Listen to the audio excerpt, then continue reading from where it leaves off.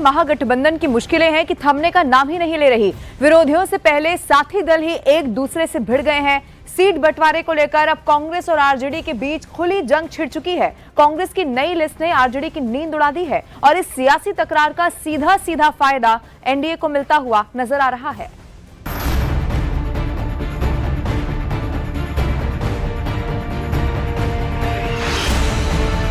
मार जाएंगे। लालू यादव आपको बोला मोतवर विधानसभा से है। महागठबंधन में बवाल जोरदार। कांग्रेस आरजेडी के संघर्ष में फंसा बिहार। चुनाव से पहले ही एनडीए को मिला एडवांटेज। बिहार में चुनावी बिगुल बज चुका है, लेकिन महागठबंधन के अंदर हालात कुछ ऐसे हैं कि विरोधियों से पहले साथी ही एक दूसरे से जंग लड़ने में जुट गए हैं। कांग्रेस और आरजेडी के बीच सीट बंटवारे और सीएम के चेहरे को लेकर टकराव खुलकर सामने आ गया है। सीट बंटवारे और सीएम फेस पर फंस गया पेच। महागठबंधन में अब तालमेल नहीं, तनाव साफ दिख रहा है। कांग्रेस ने आधी रात को उम्मीदवारों की चौथी लिस्ट जारी कर दी, जिसमें 6 नाम शामिल हैं।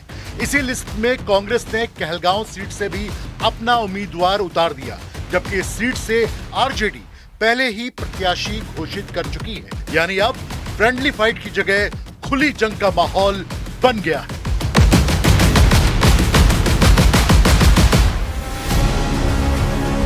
कांग्रेस ने साफ कर दिया कि उसे 61 सीटों से कम मंजूर नहीं है, जबकि आरजेडी ने शर्त रख दी है कि कांग्रेस पहले सीएम पद के लिए तेजस्वी के चेहरे पर मोहर लगाए। सूत्रों के मुताबिक कांग्रेस ने कहा है कि 61 सीटें मिली तो तेजस्वी के चेहरे पर मोहर लगाएंगे, जबकि आरजेडी की ओर से कहा जा रहा है कि वो 55 सीट से ज्यादा कांग्रेस को नहीं देगी।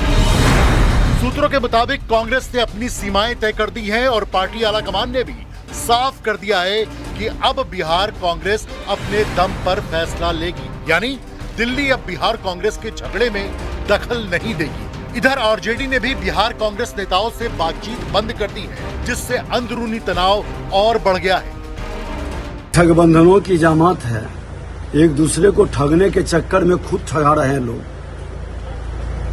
लोकतंत्र की खूबसूरती है, समय से पहले उम्मीदवार को सूचना मिलती है, उम्मीदवार अपने ढंग से तैयारी करता है, लोकतंत्र के महापर्व में भागीदारी करता है। ये दर्शाता है कि इतना अंतर्विरोधों से भरा हुआ गठबंधन, अंतर्विरोधों से भरी हुई पार्टी, अंतर्विरोधों से भरे हुए परिवार, उस कारण से ये कभी बिहार को सकारात्मक दिशा नहीं दे सकते।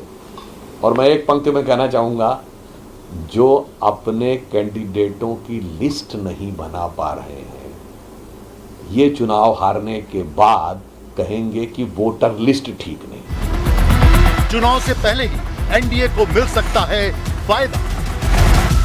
कांग्रेस और आरजेडी की इस तकरार से साफ है कि महागठबंधन की गाड़ी अभी ढलान पर है। जहां महागठबंधन अंदरूनी कलह में उलझा है, वहीं एनडीए इस सियासी शोर में अपने प्रचार की रफ्तार तेज कर चुका है, जो इस बार पहले से कहीं ज्यादा एकजुट और तैयार दिख रहा है।